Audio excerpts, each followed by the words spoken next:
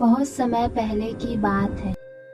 एक छोटा सा गांव था जहां लोग जाने से डरते थे, क्योंकि लोगों का कहना था वह गांव एक श्रापित गांव है। उस गांव के लोग शाम के वक्त बिल्कुल भी बाहर नहीं रुकते थे। वह शाम होने से पहले ही अपने घरों में आ जाते थे और सारे लोग अपने घर की खिड़की और दरवाजे बंद रखते थे। उनका मानना था कि हर रात को इस गांव में एक भयानक घटना घटती है। एक छोटा सा परिवार था जो उस गांव में अभी नया आया था। उन्हें इस गांव के श्राप के बारे में कुछ भी नहीं पता था। हाँ, बस गांव के लोगों ने उन्हें इतना ही बताया था कि शाम के वक्त वह बाहर न निकले और अपने घर के दरवाजे और खिड़की को बंद रखें। उस परिवार में शामू नाम का एक आदमी अपनी पत्नी रीमा और अपने 2 बच्चों के साथ रहता था। एक शाम रामू को अचानक कुछ काम पड़ गया और उसे बाहर जाना था, लेकिन वह हिचकिचा रहा था। उसे लोगों की बातों पर भरोसा था। काम इतना जरूरी था कि उसे जाना ही पड़ा। वह शाम के वक्त निकल गया और जल्दबाजी से उसकी पत्नी ने दरवाजा खुला ही छोड़ दिया। शाम होते होते रात हो गई। रामू की पत्नी रीमा रसोई घर में खाना बना रही थी कि अचानक दरवाजे पर किसी ने आवाज दी, अंदर कोई है? रीमा उठकर दरवाजे तक गई, पर दरवाजे पर कोई नहीं था। वह रिटर्न आई और अपने काम में लग गई। फिर दरवाजे पर किसी ने आवाज दी, अंदर कोई है? रीमा वापस से उठी और दरवाजे पर गई, पर अब भी वहां कोई नहीं था। रीमा को बहुत अजीब लग रहा था।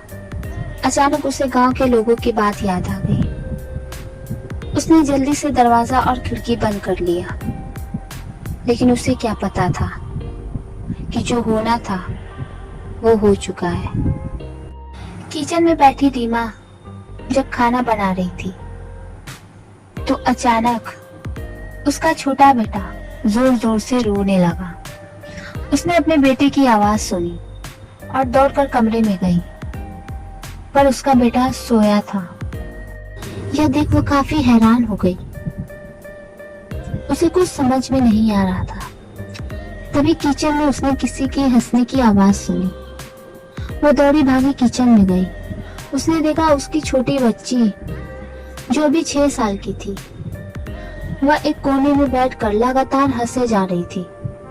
रीमा बच्ची के पास गई और जैसे उसे हाथ लगाया, बच्ची हवा में कहीं गायब हो गई।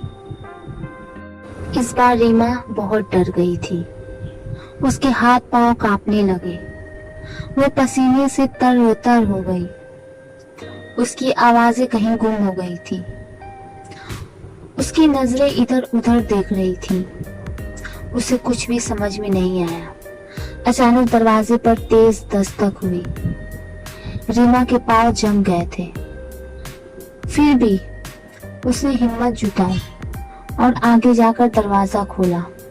दरवाजे पर उसका पति रामू खड़ा था।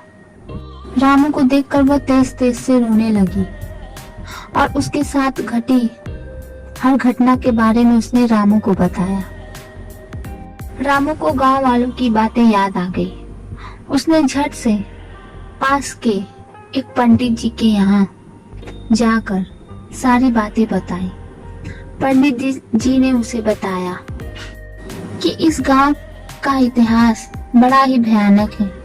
यहाँ लोगों की मौतें बहुत ही भयानक तरीके से हुई, इसलिए ये पूरा गांव उस भयानक अतीत को झेल रहा है।